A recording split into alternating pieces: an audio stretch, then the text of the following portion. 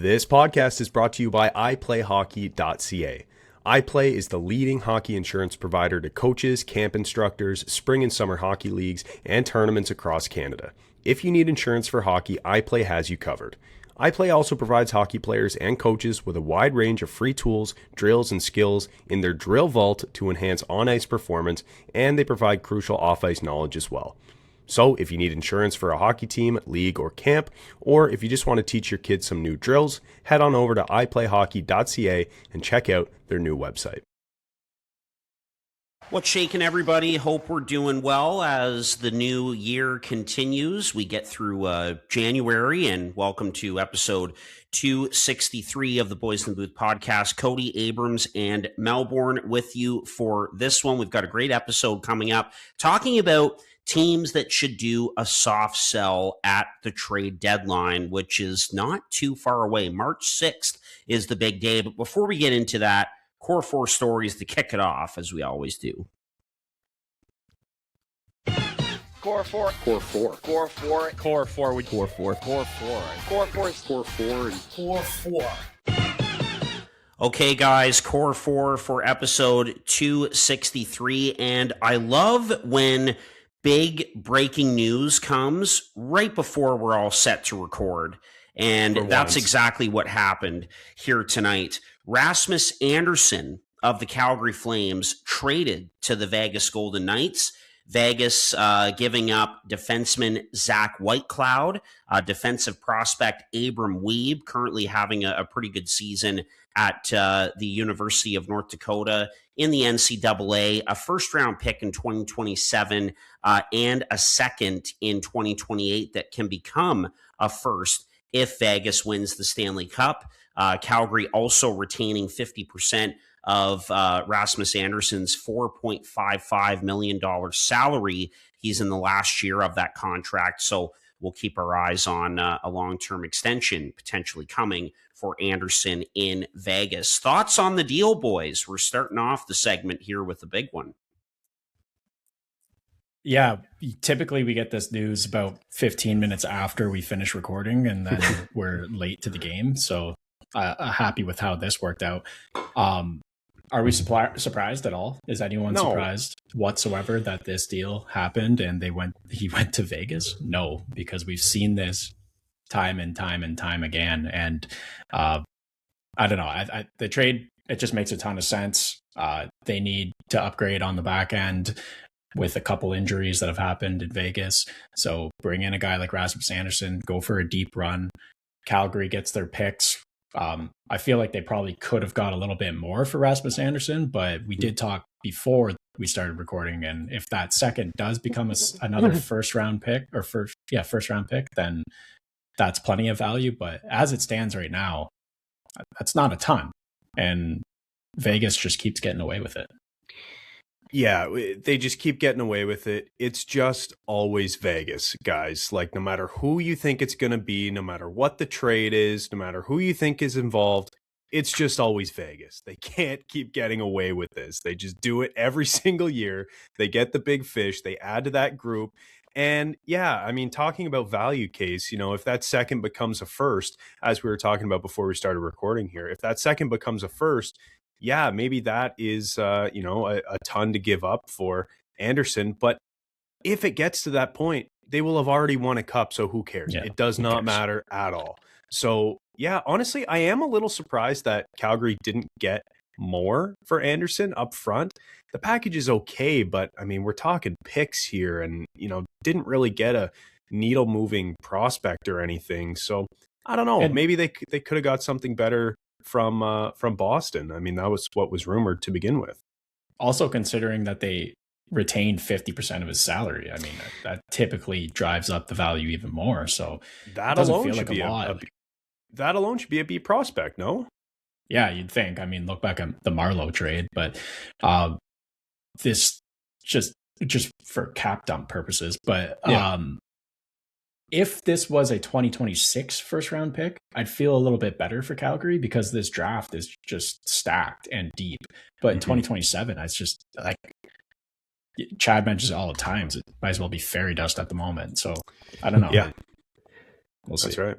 And I brought up Boston because that's where the rumors were swirling. People, Anderson was allowed to talk to the Bruins, as we saw reported yesterday, maybe the day before. And so it seemed like all things were trending Boston. But yeah, all of a sudden, out of nowhere, just when you think they're down and out, it's just always Vegas, guys, every single time. When you said there a second ago, Chad, they can't keep getting away with this, just thinking about that awesome video that we have pinned on the Boys in the Booth Instagram of Aaron Paul in Breaking Bad, just, losing his mind, crying, freaking out. Like, how can Vegas keep getting away with this? That still to this day, that is our best performing video. And so maybe we'll have to repost that again. But again, if you go to our videos, it's pinned right there. So that's a good one to look back on. I just thought of that as soon as you said that, it's Vegas, man. They can't keep getting away with this. By the way, Vegas on a 7-game heater right now. They've really turned things around as of late. So well aware. Yes, I know you are. And I said this off air, but I looked it up, and I was right about the trade package. Like, this reminds me of, the Noah Hannafin trade from a couple years ago. It was a first rounder, Danil Miramanov, so a defenseman, around the same age as White Cloud, and then there was a third round pick there. So this deal is very similar with Vegas once again, who Calgary has made deals with before. Yeah, it really is. And again, like, I just can't say it enough. It's always Vegas. It is. I just can't believe it. You have to expect them always to be in the mix for when a star player becomes available, and they get another one here in Rasmus Andersson. Okay, fellas, moving on to some items from earlier in the week. The Columbus Blue Jackets made a surprising coaching change. Dean Evason is out in just his second year, and Rick Bowness comes back. I did not see this coming. Thought Bowness was straight up just in retirement, and he probably was, but then Don Waddell called him up and talked him into it. The Blue Jackets have turned it around recently. They've won 4 in a row, but I think we were all surprised by this, including friend of the show and Blue Jackets fan, Corey Morrell. Yeah, I think that it was probably about time to do a coaching change, just because of the way this season's gone, and it kind of looked like maybe this rebuild was over. I don't know, last year and heading into this year, we were very high on Columbus. Things didn't turn out. So that aligns with the coaching change, as well as you often see when teams come out of their rebuild that they'll switch coaches to more of a veteran presence or more of a guy with a bit of a track record. And Bonus certainly has that. So I think, yeah, why not do a coaching change? Maybe you get a coaching bump. The East is wild right now. They could grab that last wild card spot or even pop into the Metro. I don't know. Nothing's out of the question in the East. So we'll see what happens in Columbus, but I can see the need for a coaching change. Yeah, see, I'm kind of on the other side of this. I don't really understand this coaching change. Not saying that Bonus is a bad coach, not saying that Dean Evason is the greatest coach on earth. I just don't know if, when looking at this roster, you can look at it and say there's more to give there. Like, I just don't know. I feel like Columbus was a team last year who probably overperformed, given everything that happened off of the ice. Johnny Gaudreau, team rallied together. Sean Monahan was incredible all year. Probably overperformed for those emotional reasons, right? They were just connected in that way. This season, I look at the lineup, I see some good players, but I also see a lot of mid on this team. And I just feel like with the East so tight, yeah, maybe you can justify it, but I just don't know if you can look at this roster and say that they're a coach away from making the playoffs. Like, I don't know. Am I crazy to say that? I just feel like this is out of nowhere for me. Yeah, I had it in my head that Evason was there much longer, but obviously he had a short leash, and my comment about switching coaches up to get out of a rebuild doesn't make a ton of sense now. But I think that there is more from you can get out of that team. And I think that it set a little bit of a precedent after last year. Yeah, maybe there was, it was a bit of a special season, but this team has to get better at some point. They've been in a rebuild a long time, and we're getting to the point where you're starting to see a changing of the guard in the Metro, where, we're not really sure the long-term future of Washington. Pittsburgh's starting to come down. Obviously, the Rangers are the worst team in the league right now. So I think there's a lot of expectations in Columbus, and that was obviously a very short leash that Edison had. So yeah, I kind of land somewhere in the middle. While talking about this, Evison did such a great job last year in a really tough time and a really tough circumstance for an organization. Obviously, with the loss of Johnny Gaudreau, they got so close to the playoffs. They missed by 2 points. I just thought that, because of the job that he did last year, that he had a little more runway there. But at the same time, the other side of the coin is that some of their young players have really been struggling. Kent Johnson was really struggling. He's a big future long-term piece there. You look at Adam Fantilli, I think at the time of the firing of Dean Evison, he had 28 points. I think you're looking at the way that guys like Leo Carlson and Connor Bedard have broken out this year. Obviously, the two guys that went 1 and 2 ahead of him in that 2023 draft. I think you'd like to see Fantilli be in there with those two and be putting up, similar type point production. So looking at that as well, again, there's kind of two sides of the coin there. So I was surprised, kind of feel for Evison because of the job he did last year, how close they got. But at the same time, with some of their long-term pieces kind of struggling, I certainly understood. And did you guys see the quote from Yegor Chinnikov as well, yes, who's now in Pittsburgh, saying, yeah, I wasn't surprised. So clearly he did not get along well with Dean Evison. And that's the word on him, is that he is a very demanding guy. Whereas I think Bonus comes in, he's got that sort of velvet glove, and he's all about structure.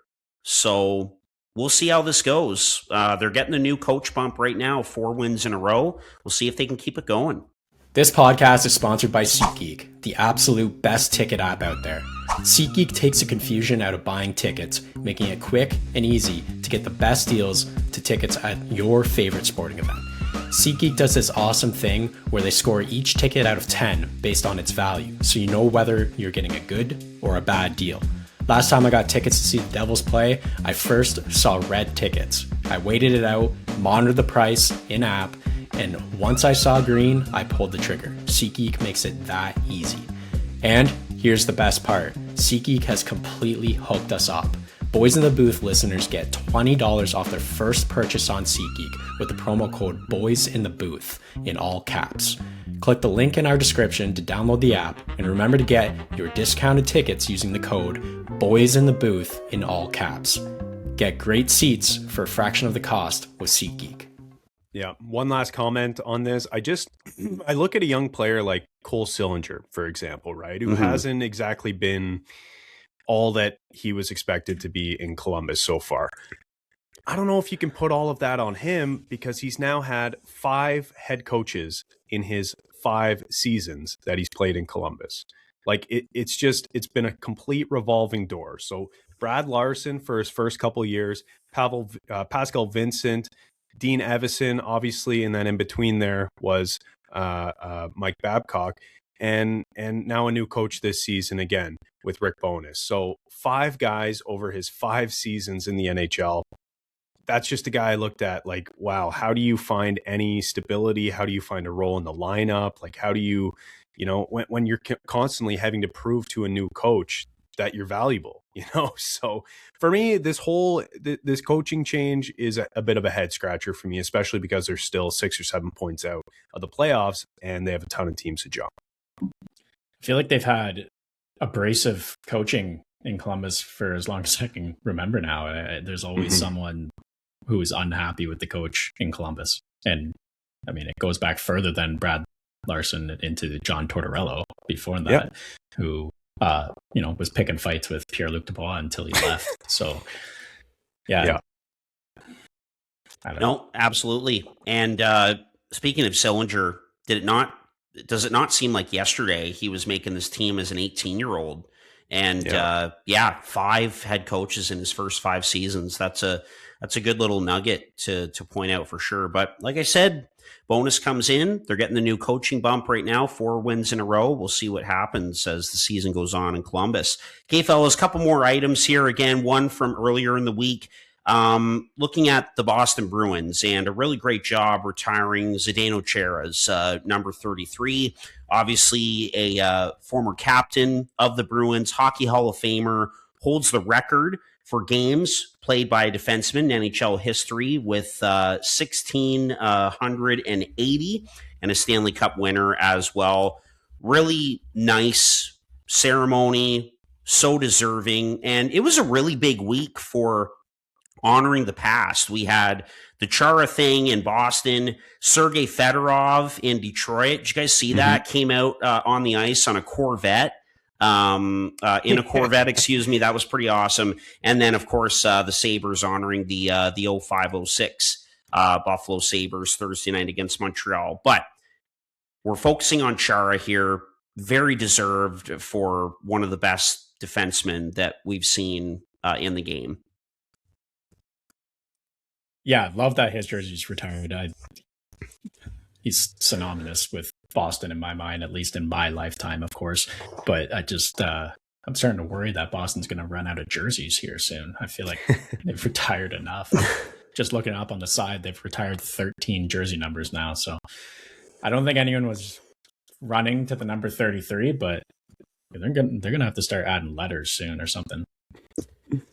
Yeah, no, it's great that they retired Chara's number. Obviously, as a Maple Leafs fan, I've seen the best and the worst, however you want to look at it, of Zdeno Chara. So just incredible career. Anytime that guy was on the ice, he was just punishing, like whether he was ripping a clap bomb 105 miles an hour from the point, or, breaking someone's spine by cross-checking them in front of the net, like, or burying someone in the boards, like just a tough player.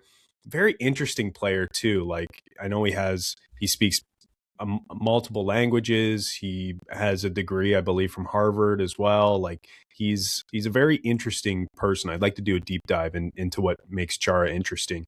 The one thing I wanted to bring up, though, and I saw some comments online, Brad Marchand was not at this ceremony. Obviously, he was at the White House on that day, with the Florida Panthers celebrating a second Stanley Cup, his first with the team, but a second straight Stanley Cup for the Florida Panthers. So just must have been a bit of a bittersweet feeling for him, being at the White House celebrating the Stanley Cup, but then, seeing your good buddy and his jersey go into the rafters. You spent so many years playing with him and such a big part of that team. So I don't know. Those two guys are always linked for me, Patrice Bergeron and David Krejci, that whole core. They're all sort of linked together for me, but good for Chara. Good to see him get recognized for the incredible player that he was. Yeah, totally. And that's a good call as well. Would have loved to see Brad Marchand there too. And I'm sure he would have loved to have been there. Absolutely. Okay, fellas, one more item here. And we go to Saturday night's loss for the Ottawa Senators at home against the Montreal Canadiens. 5-4 in overtime. Case, you were obviously there. Sens blew that game late. Goaltending, a big part of it. Jake Sanderson with a pretty blunt quote after the game saying, I think Levy made some good saves, but I think at the end of the day, you've got to make more than 10 saves to win a game. Pretty blunt, pointed quote there from the Ottawa Senators' top defenseman. Goaltending continues to be an issue for this hockey club. Yeah, 100%. That game was fun to watch, and I did throw a bet on it because Montreal went up 1-0 very quick, and I was like, I could see the Sens win this game. So Sens plus the over, and each team scoring 2+ goals. Well, the over was 5.5, and we were almost double the over. So Well, we did double the over actually, and that was a fun game to be there for, especially not really having a horse in the race. I was just enjoying it. I was with Adam, who's a Habs fan, so happy to see they got the win for him. Although I lost my bet, but man, some of those goals were bad, and I mean both goalies were bad in that game. It was a very low shot, high goal game, and the tying goal from Carrier, a blast from the point that from my angle looked like it hit the center post in the net. I don't know how. And then the overtime goal, skating down the wing and takes a slap shot, it hits him and trickles in. It's just like you just got it, like one more save, and your team wins that game. Kind of surprising the comments coming from Jake Sanderson, a leader on this team now, but at the end of the day, like it's got to be better. And Sanderson, you're allowed to say stuff like that when you have 4 points in the game in a loss. Yeah. Did he really have 4 points that night? Yep. Goal and 3 assists. Wow. Yep. Good for him. Good for him. Wow. Yeah, I heard the goaltending was terrible in that game. I was talking to Adam about it afterwards, and he said, one had a 650 and the other had an 830 or something like that. So just wasn't good. But yeah, I mean, those comments are crazy. I mean, he's not wrong at all. Like, you're going to need to make more than 10 saves in a game to win, 99% of the time. He's not wrong. And you almost can't blame him for it, especially Case, as you mentioned, he had 4 points on the board that night. But boy, oh boy, that is a tough thing to say, to throw your teammate under the bus after everything that's gone on with Linus Ullmark, not getting goaltending all season, no matter who's in the net. Seems like a fractured dressing room to me, guys. And with quotes like that, it definitely backs up that theory that is a fractured dressing room for me. I mean, if Dustin Wolf can say it the other way, then why not? I guess That's true. He got killed for those quotes, by the way. Like, yeah, he's been lit up since. So. Yeah, he got killed for that quote. And also, too, this is unrelated, but Zane Parekh also got killed for his quotes at the World Juniors, and that was in Calgary, too. So, yeah, I mean, God, I feel like that's something you say in the room if you're Sanderson, not to the media. But, I mean, he's young. He's figuring it out. He's not exactly sure how it all works yet. That's just tough to sewer a teammate like that who's trying his best.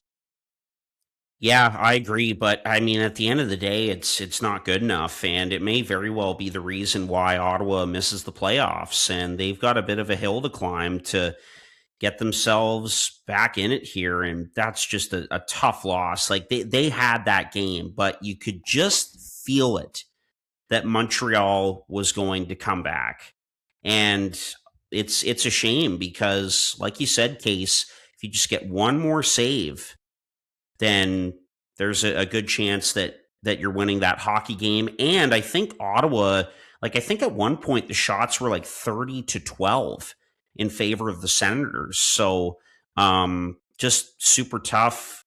Marilainen and Reimer, not an ideal tandem right now. Ullmark is skating a little bit again with the team, which is good to see, but the timetable on his return is a little uncertain still. Yeah, I forgot that they signed Reimer. That's funny. That's interesting. But I mean, listen, you also can't put it all on the goalies. I haven't looked into the numbers here, but I know earlier on in the season, they were bleeding chances against and high quality, high danger chances. Marilainen's probably not ready for the position that he's been thrust into. So I don't know. Who do you blame that on? Probably not him personally. I think we need to add Saturday some context night, to that. 100% you can. I'll tell you that. There was not a lot of tough goals scored. It did not look good. But yeah, in the grand scheme of things, you can't only blame the goalie for sure. You got to play defensively. You got to be better defensively. But I'll tell you, Saturday night, you can blame them. Yeah, and certainly in times like that. You know what, though? Just looking at it in terms of all situations, expected goals against, second fewest in the league right now. So maybe that sort of refutes what my point. I know earlier in the season they were bleeding chances, but listen, I still don't think you can put it all on the goalie. Look at the Caulfield winner, right? You want that to hit him in the body. You want him to catch that or block it or just get in front of it. But at the end of the day, it's a talented shooter coming down the wing with time and space. It's a tough one. And in overtime, where he's just automatic, it seems like. Extra time and space for the guy who can only score when he has extra time and space. No, I'm kidding. I'm kidding. And that's hard for goalie Chad, as you know. Like, it's one thing for it to go just, straight past you, but for it to go through you like that, where you get a piece, you have a chance, and it still goes in, that's always tough, I think, mentally on the goaltender. Whoever it is. Of course. Okay, fellas, that is Core 4 Stories for episode 263. And now we'll get into the main topic for this episode, talking about teams that should do a soft sell, if you will, at the upcoming trade deadline, which is not too far away. Like I mentioned off the top, March 6th is the big day.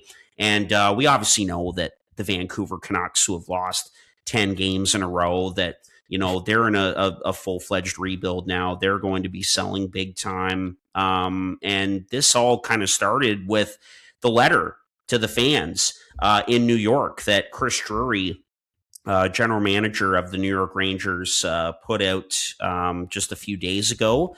And so that's what kind of inspired this thing. So taking a look at that letter, I was going to read it, but I don't think I will now. That's quite a lengthy, too small for you, or quite a just too lengthy long, letter. That's okay. I'm not going to read the whole thing, but there it is. As you can see, we shared it on our Instagram page as well, basically saying that, we're not going to stand pat. We're going to make some changes. This will be a retool instead of a rebuild, an emphasis on retaining young players. It was nice to see Brendan Othman get his first NHL goal and their win against Philly on the weekend. And, this may mean parting ways with core players that have given us great moments over the years. And that obviously starts with Artemi Panarin, because that was the next report that came out after the letter, that Panarin and his camp were informed that he will not be extended in New York. And as you can see, the Rangers are dead last in the Eastern Conference right now. So that is the inspiration for the topic of this episode. And Case, we'll start with you, man, a team that you have doing a sell at the trade deadline in March. First, I just want to say, if the Devils are going to have a stinker season that came out of nowhere, I would very much so prefer that the Rangers have an even more stinkier season. So loving this. Also, isn't it just showing your hand, blatantly saying, like, we're not going to re-sign our best player to the other GMs and other people in the league who are like, should we take a flyer at, like, what's the value of Panarin? Well, he's going to be a free agent. Yeah, I'm really glad. If I could jump in here for a sec, Chad, I'm really glad you said that, Case. And Mike Rupp was actually saying that on NHL Network, that doesn't your value for Panarin go down a little bit by that coming out? Don't you lose a bit of leverage, that sort of thing? So I'm glad you brought that up, because that was a conversation that I was watching before this on NHL Network, and Mike Rupp brought up the same thing. BetterHelp is the paid partner of this video. The new year is a blank space for you to write a new story. BetterHelp makes it more convenient to get you started. BetterHelp is fully online, making therapy more comfortable and convenient. They carefully make sure therapists on the platform are well qualified, and their customer support team is there to help you if you have any questions. With over 7,000 reviews and a 4.5 rating on Trustpilot, BetterHelp is a platform you can trust. Your next chapter starts today. Get 10% off your first month of BetterHelp online therapy at betterhelp.com/boysinthebooth in paid partnership with BetterHelp.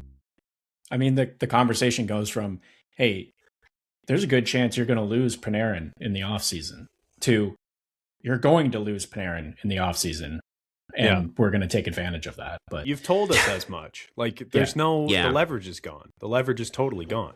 Yeah, so I thought that was a bit strange. But moving into my team that I want to kind of bring up here as a soft seller, and I might have to do a bit of arguing considering where they are in the standings that it is a soft sell and not a full sell. But it's also a team that I feel like is in the bottom 5 of mentioned or talked about or gone into in length of the boys in the booth, and that's the St. Louis Blues. I feel like we don't really get into them too often, but I want to here. And again, like, I understand that they're definitely going to be in the basement of this league come time of playoffs. So maybe people are going to say that they're a full-blown tank or a rebuilder or whatever, but I want to point out that this team was in the playoffs last year and lost a very tight Game 7 series to the President's Trophy winning team. Yeah. Before that, the season before, they came in 9th. They were the last team to not get into the playoffs in the West. And they also just have a decent young core that they have locked up for reasonable contracts for a long time now, and Thomas and Kyrou and Pareko and Buchnevich and now Broberg. So they kind of have that foundation set in a way. And most importantly, they have a top 5 prospect pool in the league. So talk about the prospect pool. Forwards. This guy's transitioning into a full-timer, obviously, but Snuggerud, Dvorsky, Carbonneau, Stenberg, Zach Dean, Jekko, Stonsel, Pekaricik, and Kaskamaki. Defense, Adam Juracek, Theo Lindsten, Buchinger, Colin Ralph. And then goalies, we just saw him win the MVP or the best goalie in the World Juniors, Love Herenstam. So this team is absolutely stacked. And there's guys that I left out off that list that were second round picks or third round picks that you just don't hear about as much. But a lot of these guys I just mentioned are playing in Springfield, very close or wanting to, get a shot playing pro hockey.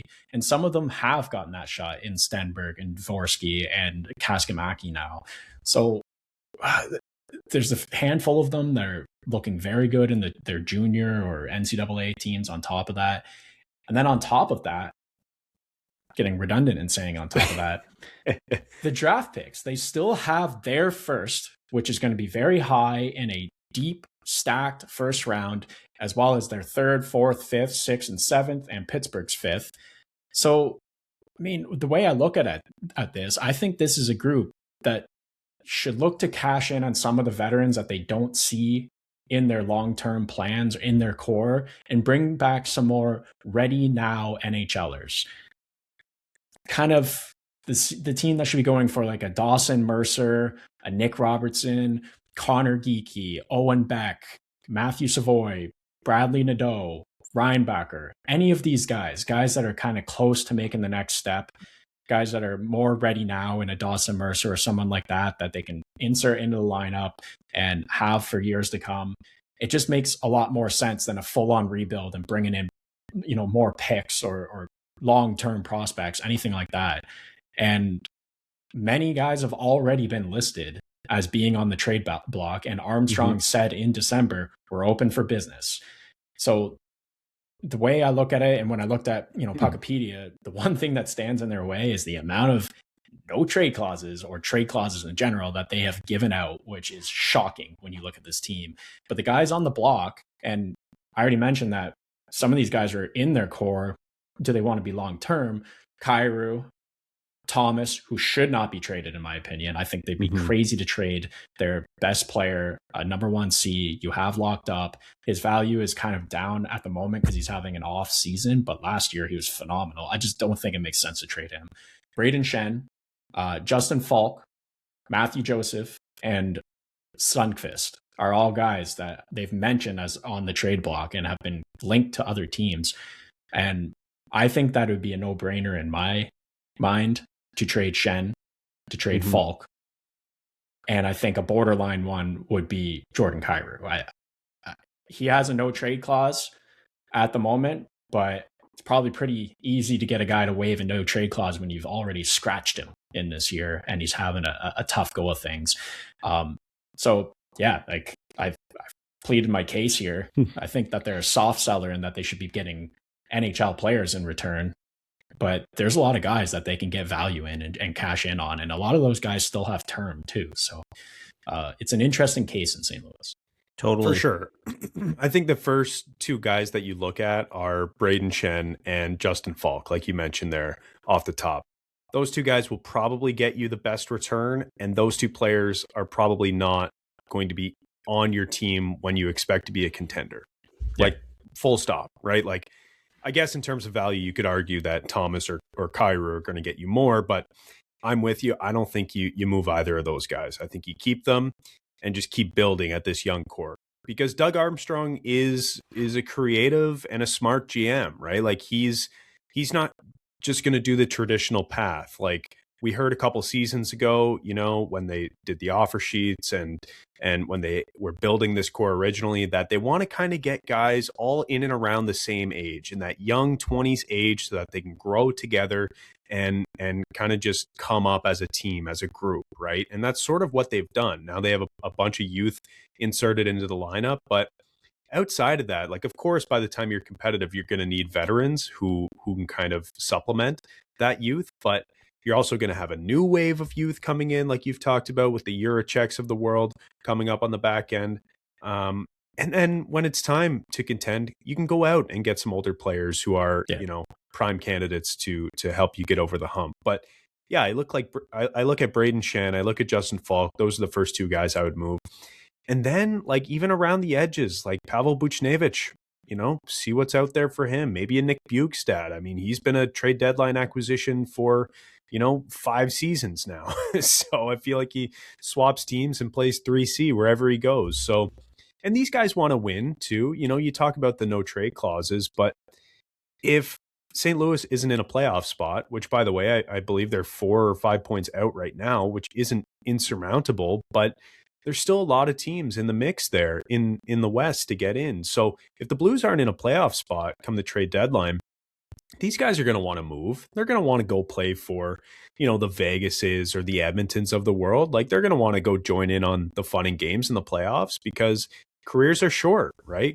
Teams want to win. Players want to win, rather. So, yeah.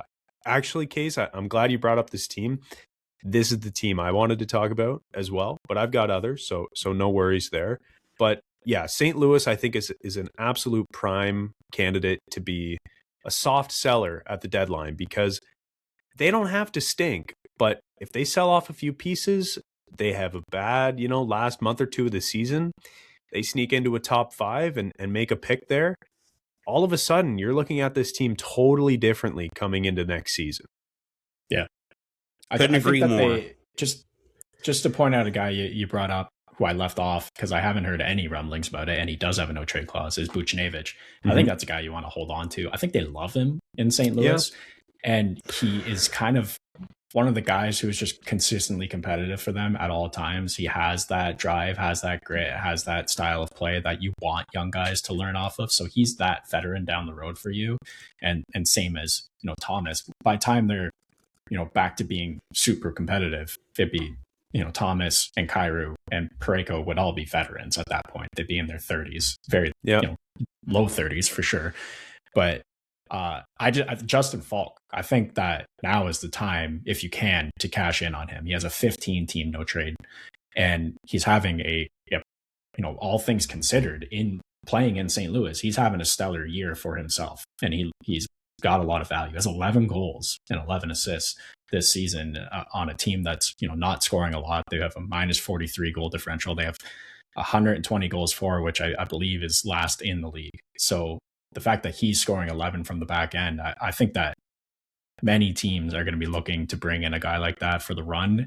And I think you mentioned Dougie in the same vein as looking at Seth Jones as a trade last year. Well, Justin Falk, I've even heard people link him to Florida as a trade at the trade deadline, but that seems like a good playoff run guy to grab. He's a veteran. He's wily on the back end.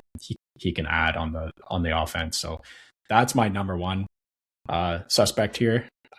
Braden Shen was talked about last year as being traded. So to the Leafs. I think that makes a lot of sense. And I just look at the Devils, who are looking to add a top 6 forward, and maybe that's a guy like Kyrou. If they can make that money work somehow, they'd have to get rid of Dougie in return. But to just bring in a guy like Dawson Mercer in return makes a ton of sense for St. Louis going forward. Yeah, I mentioned the Leafs for Braden Shen there. And you mentioned the 15-team no trade clause for Justin Falk. Do you think he has the Maple Leafs on it? Because that is a guy who the Leafs could use on the back end for sure.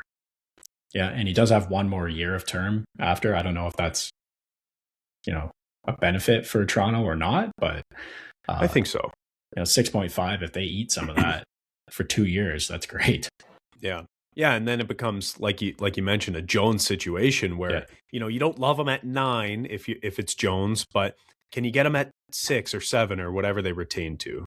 Yeah, I don't love Falk at 6.5, but Could 4.5. you get him to 5? Yeah.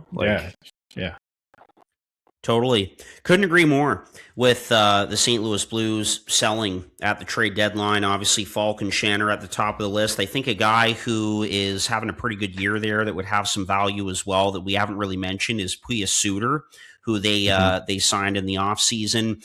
Buchnevich, I agree, Case. He's probably a long-term fit there. Having a tough season, though. 8 goals in 48 games so far for Buchnevich, but you've got him locked up for a while, and his value is down. So you look to some of those other veterans like we've mentioned, and again for me, and I'll keep beating this drum, but if I'm the Blues, I would love a chance to get Ivor Stenberg in the draft and link him up with his brother Otto. I think that would be awesome.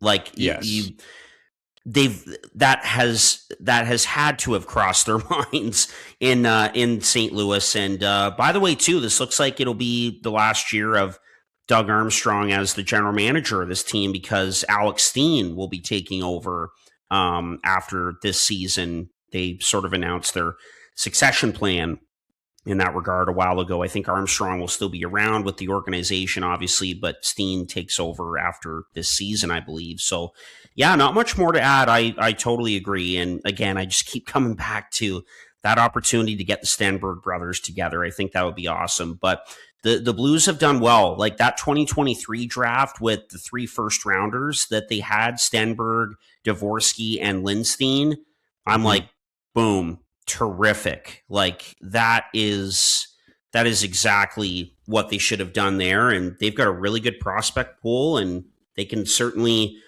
have a good shot at adding to it by moving out some key veterans who have some value. So couldn't agree more with the Blues. We interrupt this podcast to tell you about one of our favorite partners, Sign Up Expert. If you're a sports bettor, whether brand new, casual, or hardcore, listen very carefully because this ad is for you.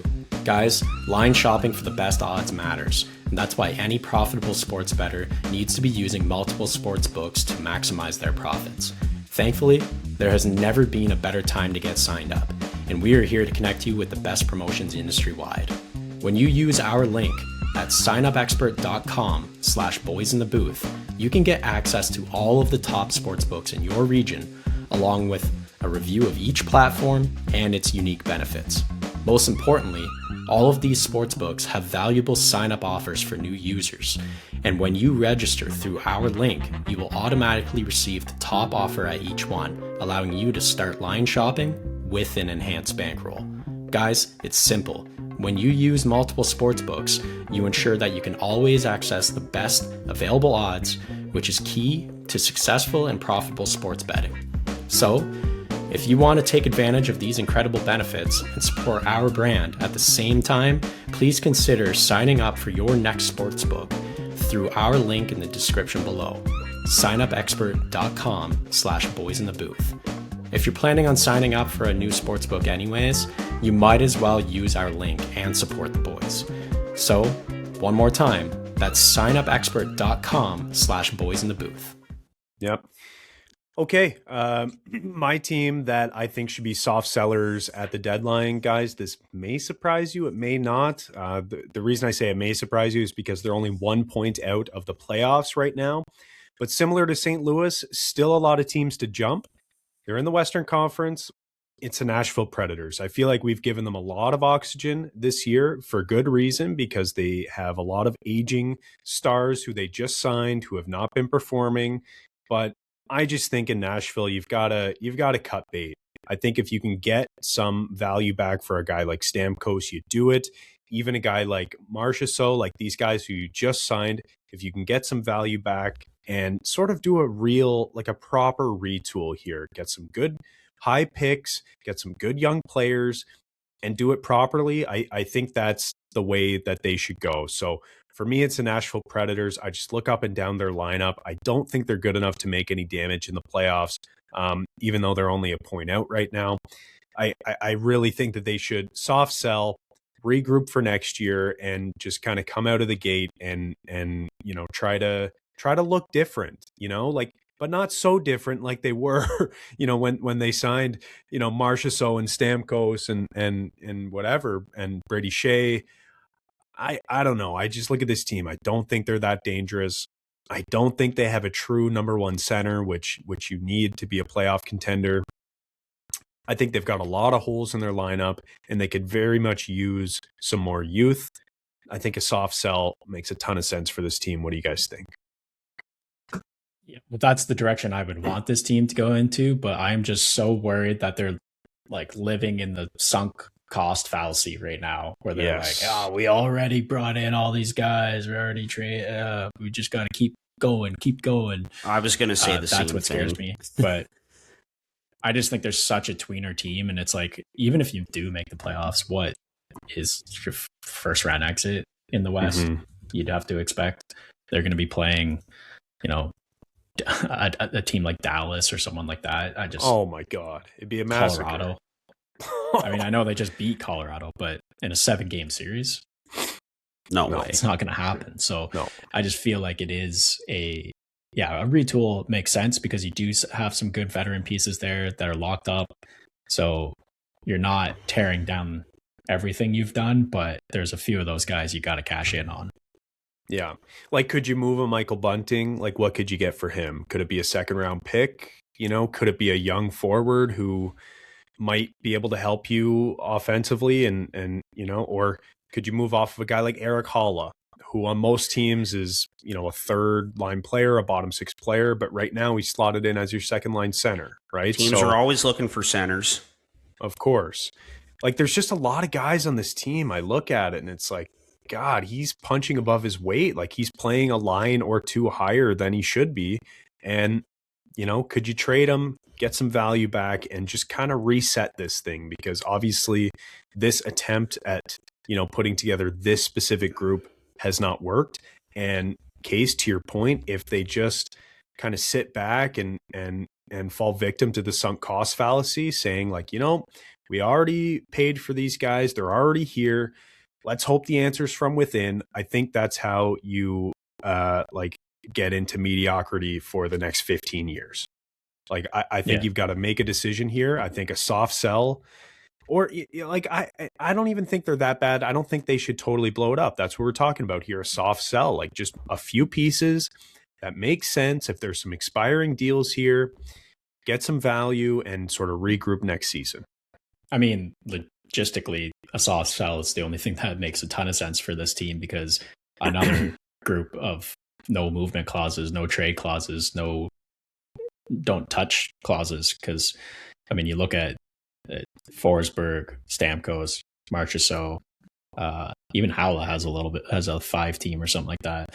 You'll see Shea, Saros, everyone has a no trade clause. So it's got to be the Ryan O'Reilly, Michael Bunting, the guys who've been talked about a lot. But it's interesting, though, you say Ryan O'Reilly doesn't have a no trade clause, because do you remember when he signed that deal? I forget exactly how the information came out, but we learned that although he doesn't have a no trade clause, Nashville is treating it as if he does. It's like, what the hell does that mean? Like, is that like, so, I mean, add him to the list, I guess, of players with a, no trade clause, but I don't know. They're trying to do right by the player. Yeah, handshake deal, but didn't put it in the contract. Those always hold up, Gaze. Those always hold up. Yeah.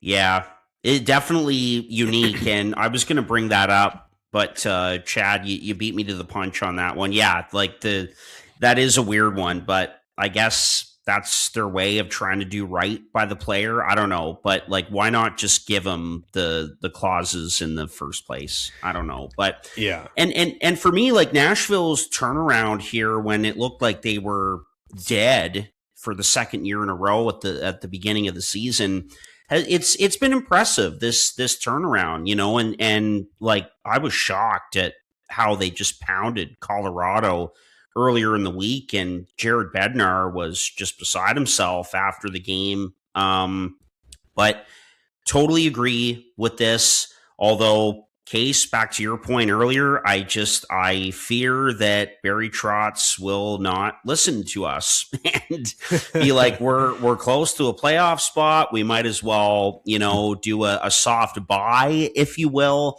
And I think that would be a mistake. And I look at this lineup, and they have had some young pieces come in recently and make a real impact. I look at a young player like Reed Schaefer, for example. And so I think that it's an opportunity to get rid of some of these veterans and amplify some of your young pieces like a Svechkov, a Schaefer, Evangelista, who's had a strong season, Matthew Wood, one of their top prospects as well.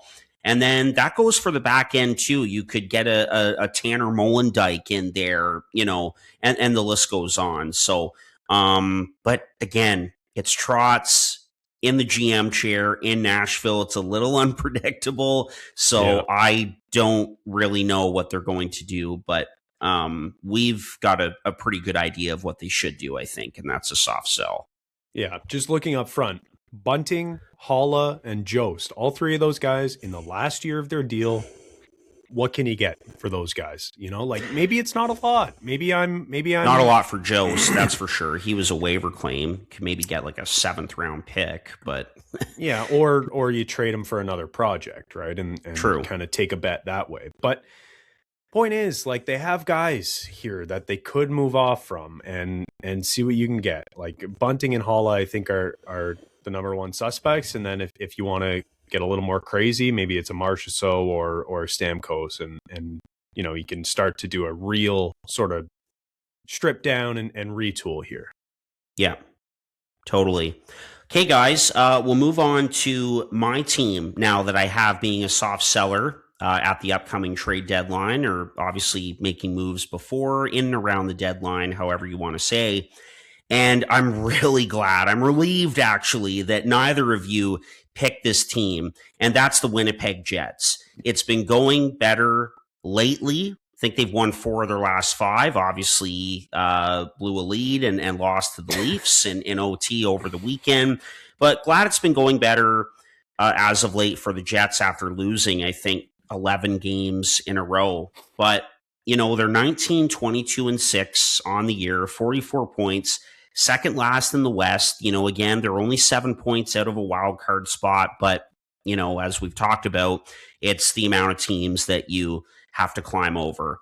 It's a soft sell, obviously, because you're not moving on from Scheifele or Connor or Hellebuck or Josh Morrissey. But there are a lot of other veteran pieces there who I think have real value. Niederreiter, Iafallo, Gus Nyquist, who's had a tough time there. On the back end, you could look at, a Neil Pionk potentially. Like, I could see a big return for a guy like that. Right shot D, Dylan DeMello, same thing. Could you move Eric Comrie for a late round pick to get some, for a team looking for some goalie depth? Possibly. Nemesnikov is another veteran piece that you can move off of. There's a lot of those veteran pieces kind of around the edges that I think they could move, that I think have value, could add depth to a contending team. Luke Shen, I forgot to mention him. Logan Stanley as well. Like, there's a lot of guys there when you get down to it, gentlemen. And, there's been a report out there that a lot of teams are believed to have interest in Stanley. How could you not? 6'7" left shot defenseman. And I think he scored in that game against Toronto over the weekend as well. So I mentioned a bunch of names there. I think it makes a lot of sense. And then if you're the Jets, you can get some fresh blood in there, some younger guys.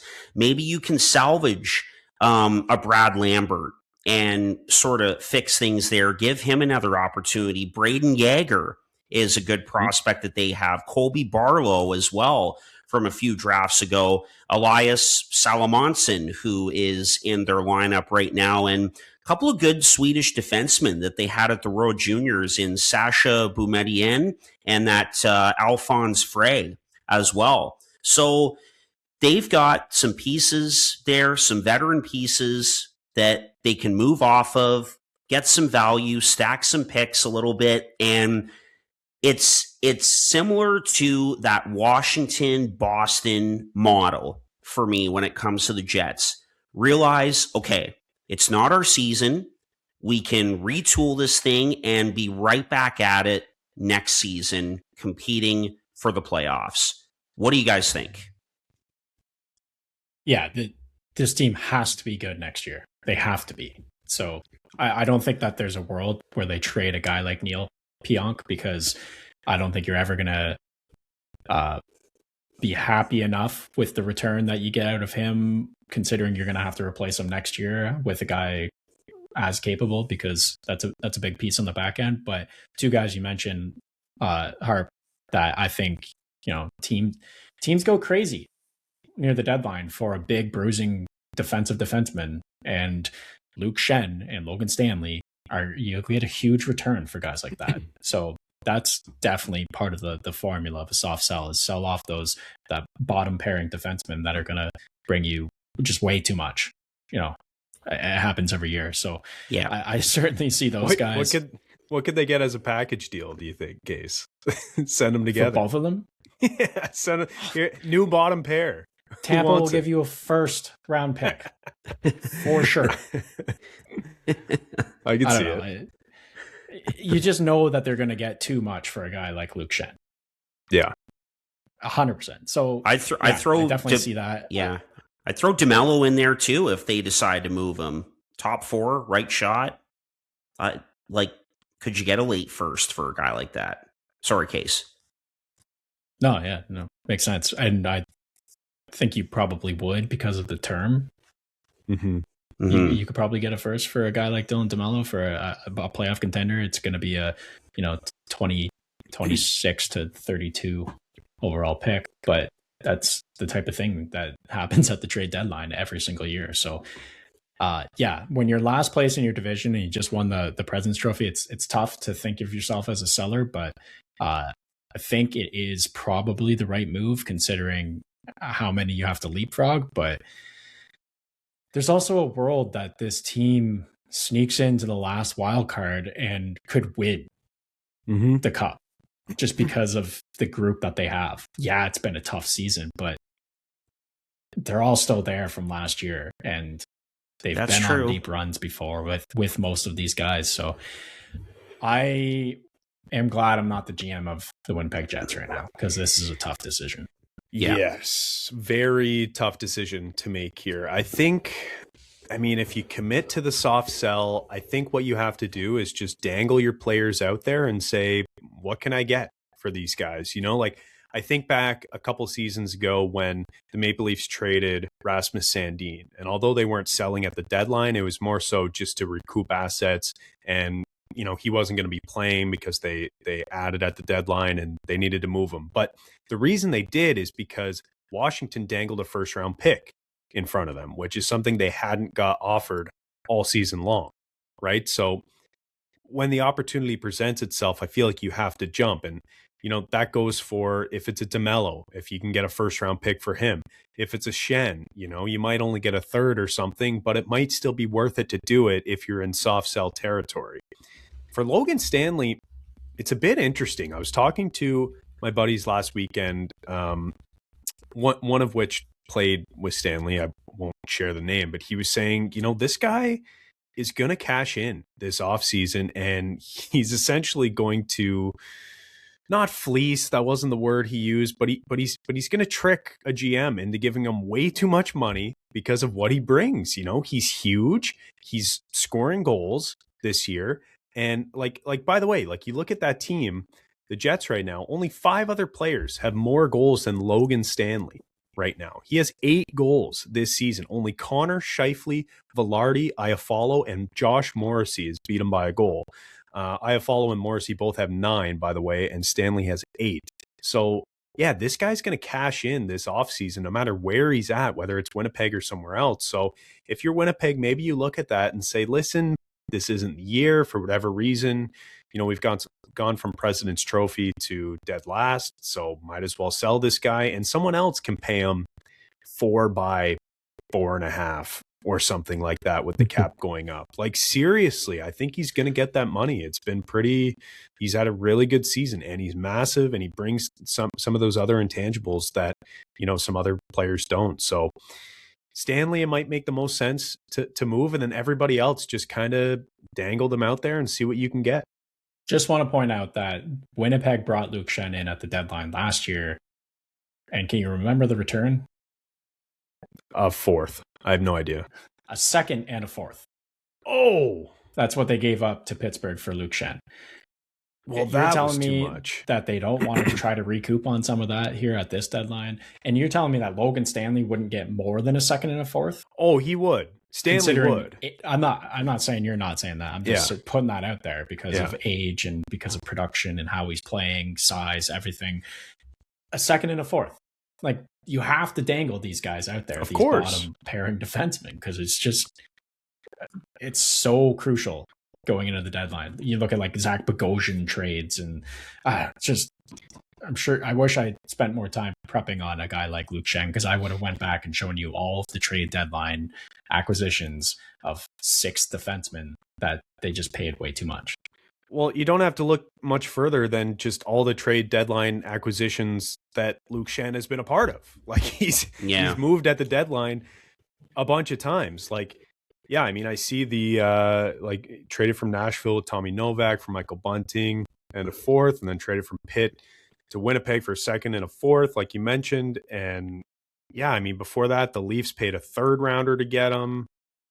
You know, before that, he wasn't as good as he was. He spent some time in the minors and whatnot. But yeah, I mean, this guy's been flipped for assets 3 separate times since making his way back to the NHL, and he's been serviceable. And there's been talk of the Leafs doing it again, by the way. So, like, what if they just pay another 3rd round pick to get Luke Schenn back again and play him with Morgan Riley again? You know, like, it could happen. It's not crazy, because a team like the Leafs might be soft buyers this year, right? And don't want to go all in and don't want to spend the assets. So Luke Schenn might be a perfect fit for a team like that. So yeah, and also too, while I'm talking about Leafs and Jets, let me just put this quickly on the screen and then I'll be done. But you guys see this? You guys see this meme? The Jets are 1-8-0 against the Maple Leafs since this video came out of Mark Scheifele standing up in the room and saying, "Hey boys, is there anything better than beating the Leafs?" 1-8 against the Leafs since then. Oh, geez. Of course, there's John Hamm. I don't think about you at all. So anyway, just thought that was funny. The comeback the other night was good. But yeah, if I'm the Jets, I'm soft selling. I'm dangling pieces out there and just seeing what a team will give me, because who knows, you might have your doors blown off by a good deal.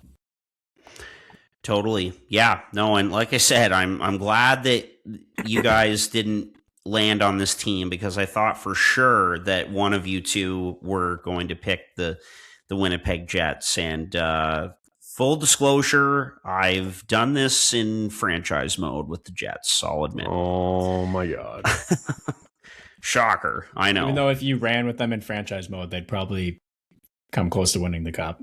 But Harp's like, realism, I got to rebuild with them. Yeah. Oh, and again, like, you know, get a high pick. They haven't had a lot of high picks. You have an opportunity to do that this year in a very good draft, like we've mentioned. And imagine just inserting Gavin McKenna next season. Yeah, like exactly. How good they would be. Or Stenberg, like, it, you know, they've got some of the Swedes from that gold medal winning team at the World Juniors in Frey and Boumediene, like I mentioned. So yeah, absolutely. And then, you know, there's some younger players still that they have to figure out, but they've got to have the opportunities. Like Cole Perfetti, only 3 goals this season. He's really struggled. They got to figure out Brad Lambert. I think you kind of get into New York Rangers territory almost, if you just continue to try and, go for it. And, they're very similar. I was thinking about that too. I wanted to bring this up, the Jets and the Rangers, like both past President's Trophy winners having tough seasons. The Jets should probably sell off some pieces, maybe not to the degree of the Rangers, and also too, like having trouble keeping young players as well. We've seen that in both markets. So I don't know. I wanted to bring that up as well because it's something that I've thought about. What's interesting about that comparison, and I think I don't know, kind of adds a layer to it, is they both have Vezina winning goalies, right? Yeah. And we know how volatile and how up and down goaltending can be from one season to another. Just looking at it quickly, I mean, Connor Hellebuck, his numbers are down from last year, obviously, can't go up from last season if for Connor Hellebuck, can't get much better as a goalie. But Igor Shesterkin, his numbers are still pretty good, but he really struggled last season. So I don't know. I feel like maybe when you hitch your team's wagon to, one guy, the goaltender, it's tough to be as consistent as a team who, might have average goaltending, but is better in other areas. So that's just some food for thought. It's kind of a half-baked theory here, but just thinking about it. Yeah, for sure. By the way, I've been just on a rabbit hole over on the side here, just looking for last year's defenseman trades, and guys like Vinny Desharnais went for a 5th round pick. Brian Dumoulin got a prospect and a 2nd round pick. Carson Soucy got a 3rd round pick. It's just it's easy money. Yeah. Yes, it is. Probably get a 3rd and a 4th again for Shen at the deadline. I wouldn't say that was crazy at all. Yeah. And then for Stanley, traded for a 1st and then he signs 5x5. Why not? Trade him for a 1st and then he re-signs in Winnipeg in the summer. Oh, boy. Henry Jokiharju, a 4th. Yeah. I mean, Brandon Carlo, that's a little different, but top prospect, 1st and a 4th. Oh boy. You know what? With Carlo, he was really good last year. He had a really tough start to the season this year. Turns out he has a plate in his foot that was infected. And clearly that had something to do with how he was playing out there, because he took about 6 weeks off. And since he's been back, he's actually been really good. So I'm not a fan of that trade because I like Fraser Minton a lot. But boy, Brendan Carlo, I'm very glad that he's back to being what we at least thought he was and not how he looked at the start of the season, because that could have been dark. That could have been very dark, very quick. Yeah. Yeah. Absolutely. Okay, fellas, anything else to add here before we wrap up? That's it for me. That's it. All right. Sounds good. There we go. Episode 263 of the Boys in the Booth podcast in the books. Proud partner of I Play Hockey. Follow us on Instagram and Facebook, by the way. Lots of great video content that we've been rolling out as of late. You can expect more of that as we continue on here. And get closer to the end of January already. I mean, the month is just flying by. And again, the NHL trade deadline on March 6th, not too far away. After we talk about sellers and that sort of thing, more of that talk to come, I'm sure. Thanks for listening to this episode 263. Take care.